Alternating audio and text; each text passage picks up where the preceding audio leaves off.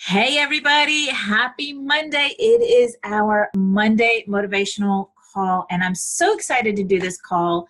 It's a serious topic, but it is a well-needed talk that we need to address.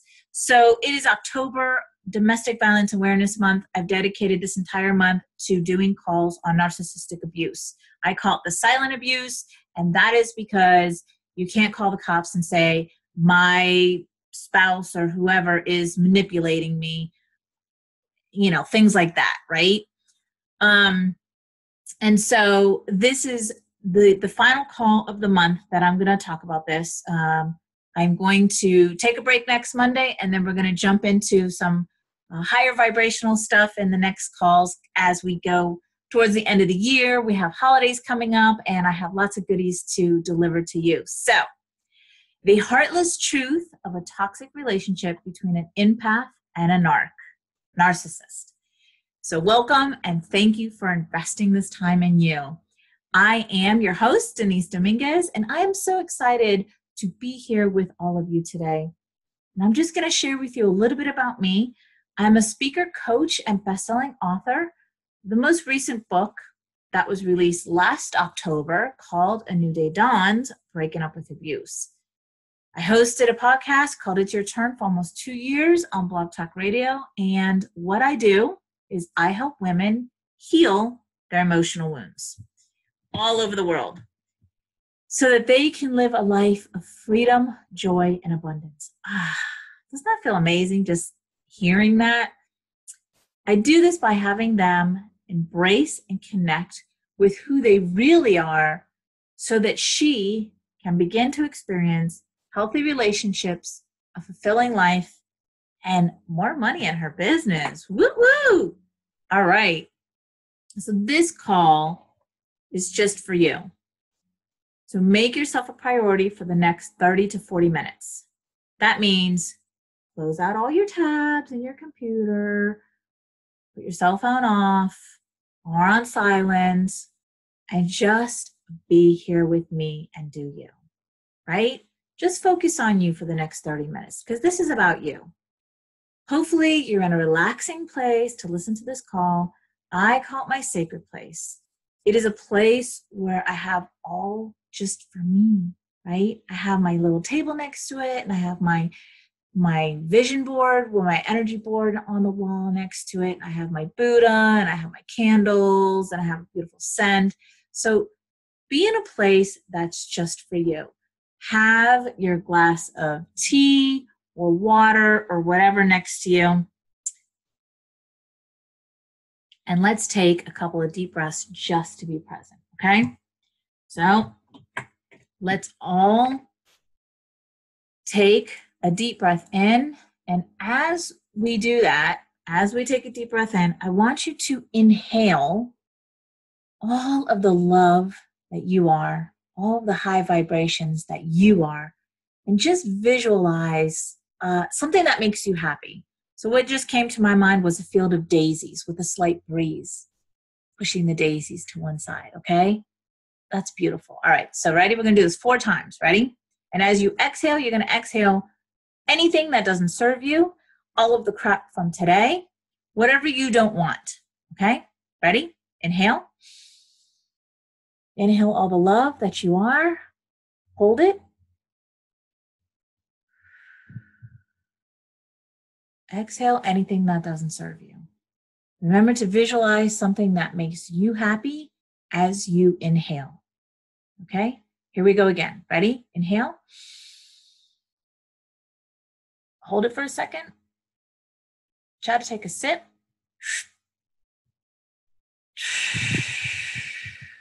Let it all out. And visualize as you're exhaling, you letting out anything that doesn't serve you.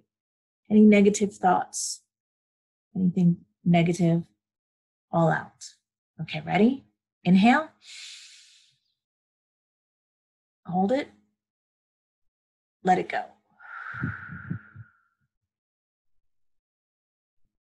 Okay, now the vision of the ocean is coming to me. So I'm going to use that. You use whatever makes you happy. Inhale. Visualize the beach. Hold it. I just let go all the crap from today, which thankfully I didn't have that much, but there's always some kind of crap. All right, so now that we are here in the present moment, let's dive into what we're talking about tonight. So ladies, tonight we're talking about a toxic relationship between an empath and a narcissist. How they keep us playing it small, and that includes us staying in a toxic relationship because we think something bad or horrible is going to happen if we leave, right? All right, so what makes me a teacher of abusive relationships? Like really, what credentials do I have that I can teach this to you? Well, part of it is I was in an abusive marriage relationship for over 20 years, and I didn't even know that it was abuse because abuse comes in many forms. Because there was no physical or sexual abuse going on, I didn't realize the abuse. I didn't recognize the abuse for what it was. And I really just thought he was an asshole. I mean, that's the God's honest truth. I just thought he was an ass.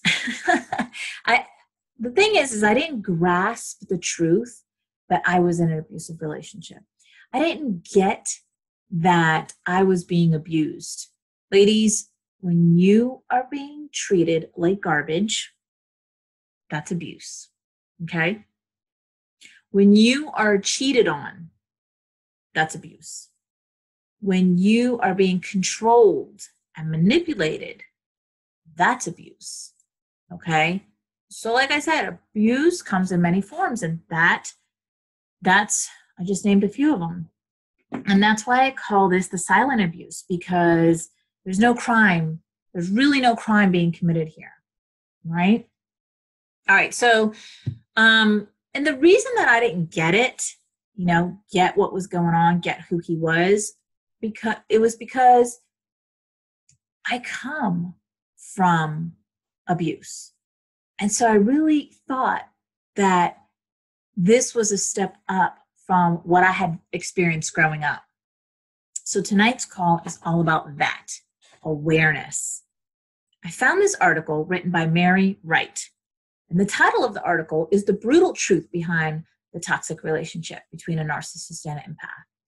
It's an article that will give you such clarity, and I wanted to share it with you.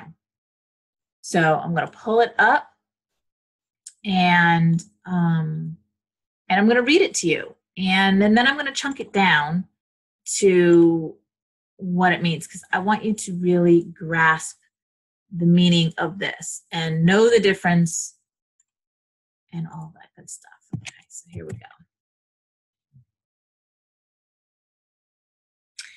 All right. And it has this picture of a man with his hand around a woman's neck, and they're both wearing like Halloween makeup. I want you to visualize this for a second. And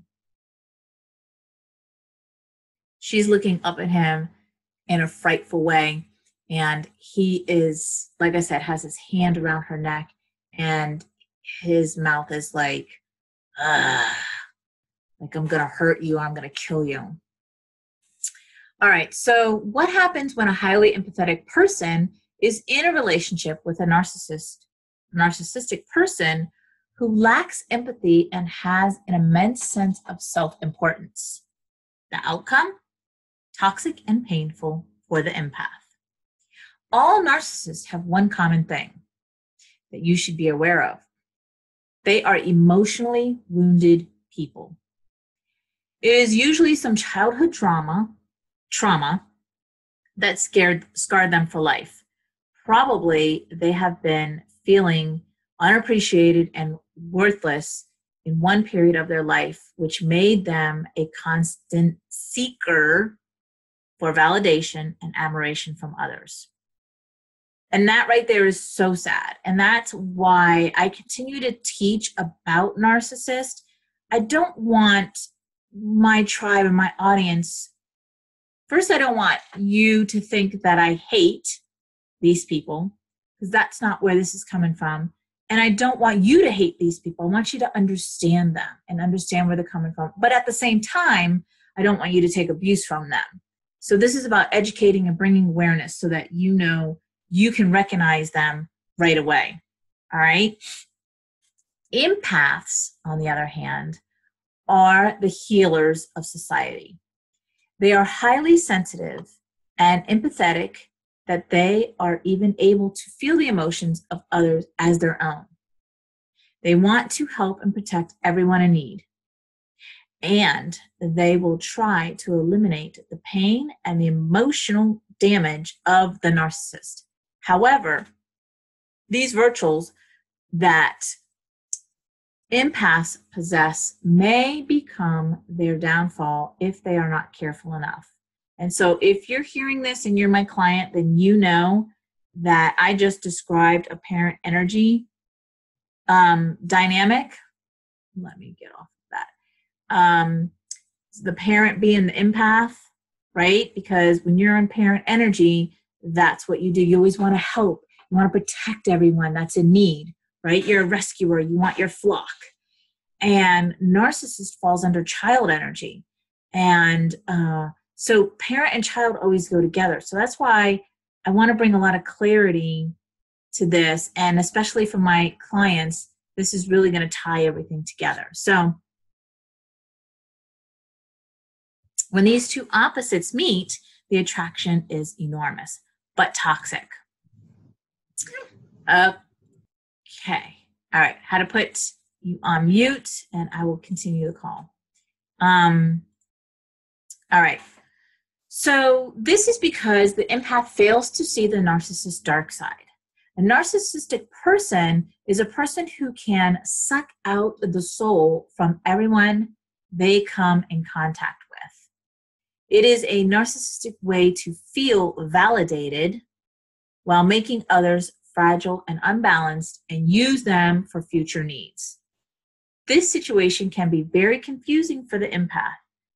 An empath might not even be aware that they are dealing with a narcissist because their sensitive nature makes them see only the good in everyone. Guilty. And I'm sure you are too if you're on this call. And that's okay. All right? There's no shame and there's no blame in anybody. This is just a lot of awareness coming through right now. Okay? Empaths tend to think that everyone is like them, that people are actually good at heart. This gullibility, however, admirable, can be damaging to them because not everyone is honest and good as they are, and different people have different agendas. A narcissist's agenda is to manipulate. They want to be in control of others and use them as a validation tool in their need to rise above them. An empath's agenda, on the contrary, is one of love, care, and healing. There can never be balance between these two contrast natures. If, however, they start a relationship, the relationship will soon become a vicious cycle that it will be almost impossible to get out of. The more affection, see, I don't like that line. I'm going to tell you why. You can always get out of it. I don't like that line. Because to me, if I was in a relationship right now that wasn't healthy, if I read that line, it would make me feel more stuck.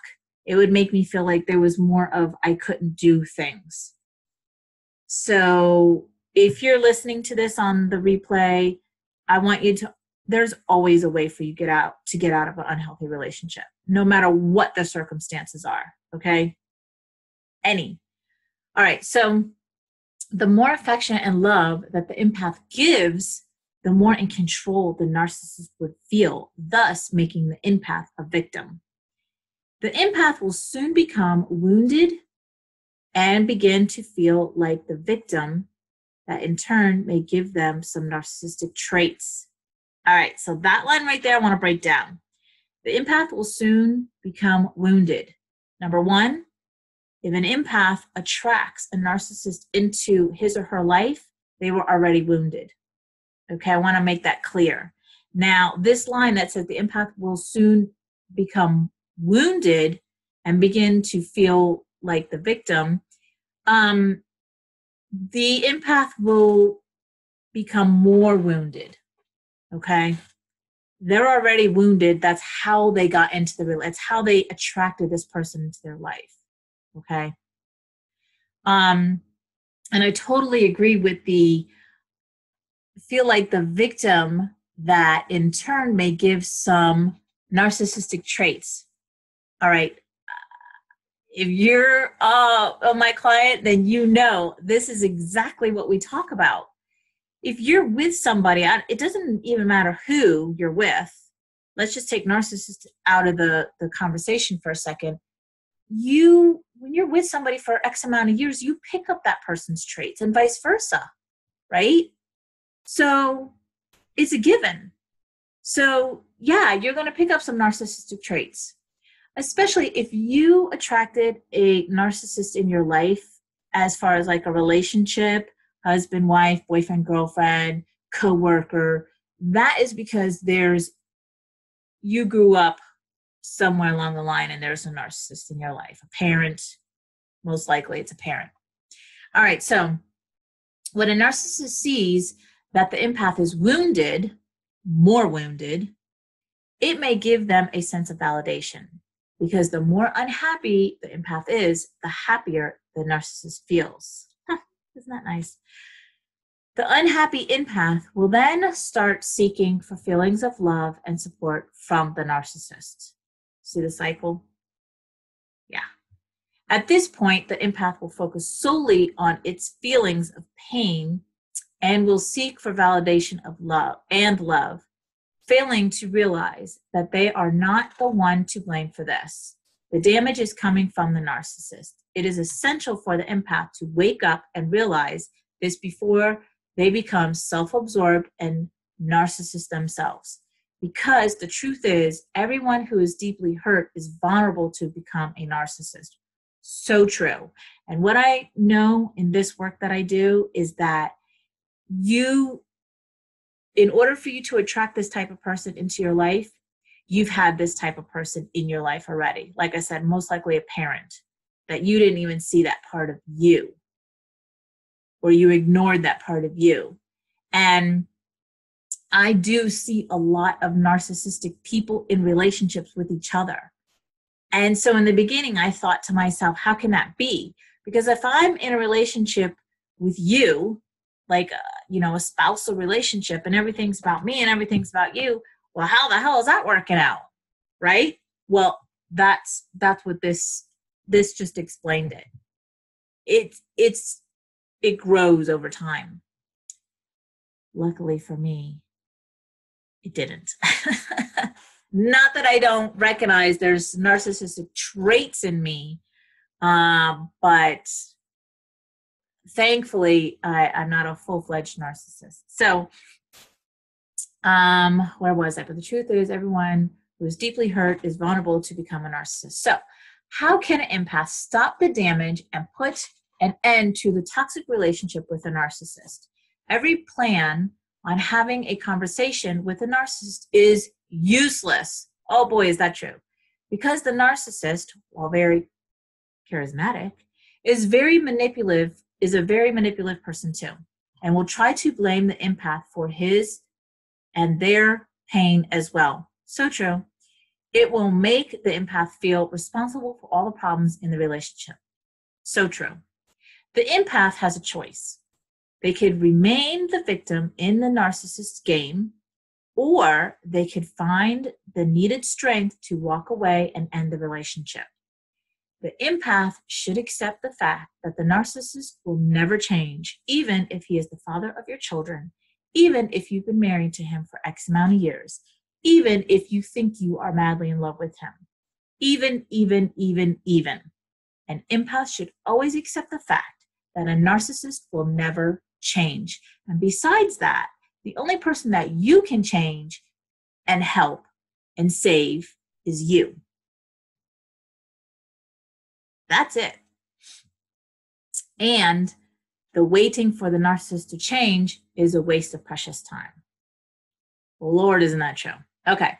In the end, all that matters is that we let others treat us as we think we deserve to be treated.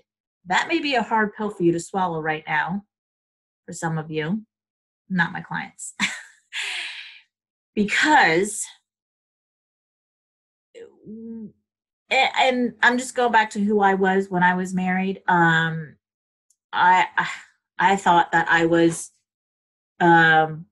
better. And so I knew I didn't deserve that, but I didn't look at it as that way. But it's true. All that matters is that we let others treat us as we think we deserve to be treated. So all of the abuse that I went through in my relationship at that up until the point where I left was I thought that I deserved to be treated that way. If an empath chooses willingly to stay in this kind of toxic relationship with a narcissist, it is their way of thinking that they do not deserve better than that. That may be a hard pill for you to swallow, but that is the truth.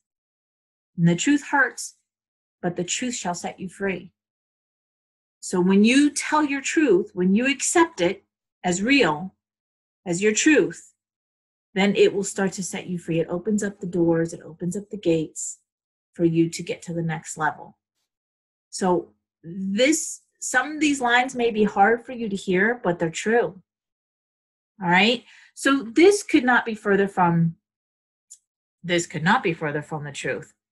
Empaths have to understand that this is not their job to fix others, especially those who do not want to be fixed, as they are not aware of their disorder. That's another thing. Not only can you not fix them, but they don't see themselves for who they are. And they never will. I remember, and I have women that tell me that they addressed to their narcissist that person is a narcissist. Don't even waste your time. What probably is going to happen, you're going to piss that person off even more and escalate the argument or the fight into something bigger. Again, if you just know that you are the only one who can save you and that you can't save anybody, even if that's your kid, then that would just eliminate a lot of that. All right. Empaths should realize that the treatment they get from the narcissist is not a treatment they deserve and must find the courage to utterly walk away. So that's the article. It's a short article, but I thought it was very powerful and it gave me a lot of clarity. It helped. I know it'll help you, it helped me. So I am going to open up the lines to see if anybody has any questions or comments that they would like to talk about or have answered.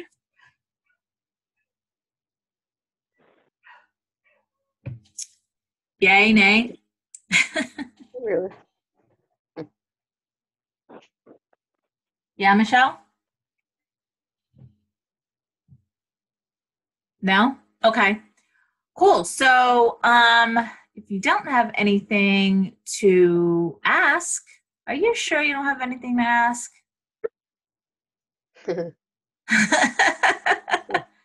Come on. All right. All right, so, Denise. Go. I'll say something. Go. I know somebody who was in a relationship with a narcissist, and this person swears to me, even to this day, that person, when he was at his best, really made her feel very, very on top of the world. And, you know, and she's still like clinging on to the illusion of the way he at one point made her feel. And it's just, you know, you see this and it's just, I don't know why she can't, like, you know, get the totality of, you know, really that person is just, she knows about the different aspects, but doesn't really quite get the totality that if she had continued in that relationship, it would have been disastrous for her. Okay, so was she in this relationship in like a spousal relationship? No, it was like a relationship that was forming like a boyfriend girlfriend type of thing. Yeah, that's what I meant. Okay, boyfriend girlfriend. Yeah. Okay. What? Yeah, yeah. Okay. So how long has it been that she has been out of the relationship? Probably about 5 months.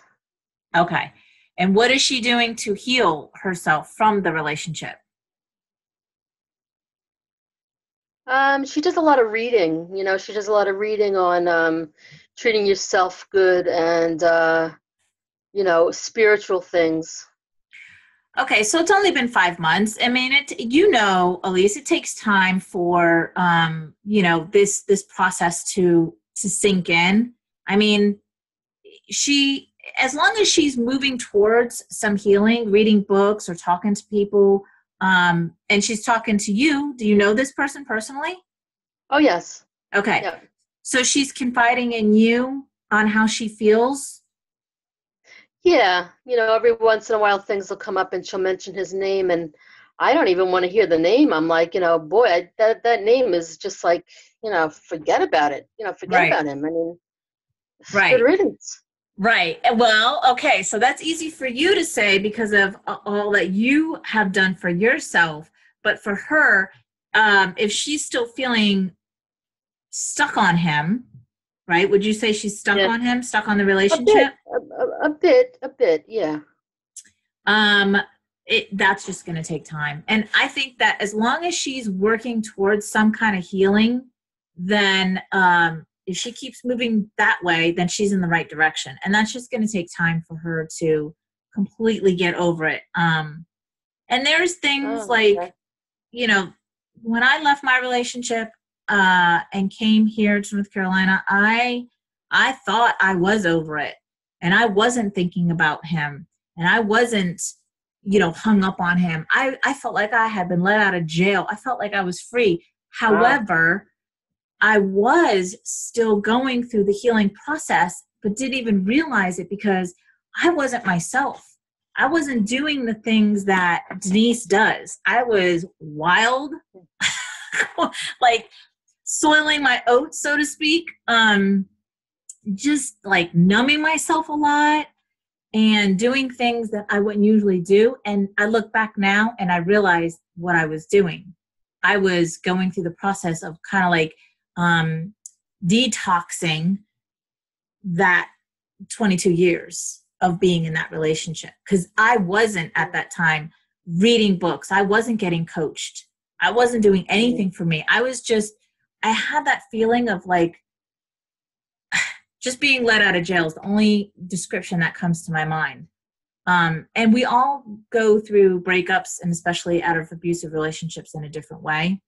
So I think she's doing actually very well if she's healing, reading books and stuff. It's just going to take time. She actually is. Yeah, she is. But, every once in a while that name comes up and it's like, yeah. Thank God you ran, I say to her, thank God you ran. Yeah, well, thank God. And the more that she's away from it and the more that she's reading books like that, the more that she'll discover how damaging that relationship was. Yeah. Yeah. So just be patient with her. All right. I had to put the area codes 978 on mute. But anybody else have any questions, comments, need some clarity? No? Okay. So, well, thank you for being here for our Monday motivational call. Like I said in the beginning of the call, I'm going to take next Monday off, but then I'll be back at it in November. And what am I talking about in November? I don't know. I have something here, but I'm going to talk about something else. I got some good calls coming up. Oh, I think I know what the next one's going to be. No more hiding. This is me. No more hiding. This is me. And I'm going to talk about, having a fuck you attitude. I'm going to talk about all the way that we people please and all the way that we do things for other people, when really we should be, you know what, I'm going to take care of me first, and guess what, whoever doesn't like it can kiss my ass, right? In a very nice way. There's a fine line, but yeah, that's what I'm going to talk about on our next call. No more hiding. This is me. So if you guys have any suggestions on what you'd like me to talk about, definitely bring that forward. I'm always open to suggestions. And we're getting into the holiday season, so I am going to talk about single for the holidays and loving it, because I know a lot of my tribe is single, and like your friend that you were talking about, going through the holidays single can be hard. For some people embrace it, but so I'll be talking about that too, and of course the money calls. All right, well, thank you all for being here, and I will see you in 2 weeks. Okay. All right, bye. Good night.